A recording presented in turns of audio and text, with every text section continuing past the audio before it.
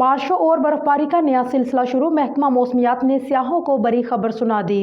महकमा मौसमियात का कहना है कि मगरबी हवाएं शुमाली बलोचिस्तान में 18 जनवरी को दाखिल हो रही हैं। 19 जनवरी को बलोचिस्तान के मुख्तलिफ अजला में बारिश और बर्फबारी मुतवक्की है। महकमा मौसमियात ने बुध और जुमेरात को बलोचिस्तान में बारिश और पहाड़ों पर बर्फबारी की पेशगोई कर दी।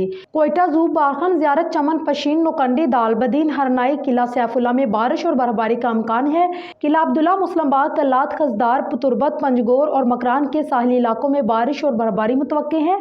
नया सिलसिला 21 जनवरी को मुल्क के बलाई इलाकों में दाखिल होगा। महकमा मौसमियात के मुताबिक शुमाली बलोचिस्तान में बारिश और बर्फबारी से सड़कें बंद और गाड़ियों के आमदोरफ्त में खलल का खदशा है। बारिश फसल और बागात के लिए फ़ायदेमंद साबित होंगी। बारिश के दौरान और बाद में दर्जा हरारत में नमाया कमी का इम्कान है। दूसरी जानिब महकमा मौसमियात के मुताबिक कराची शहर में 21 और 22 जनवरी से सर्दी की नई लहर दाखिल होगी, जो खुश्क मौसम का सबब बनेगी।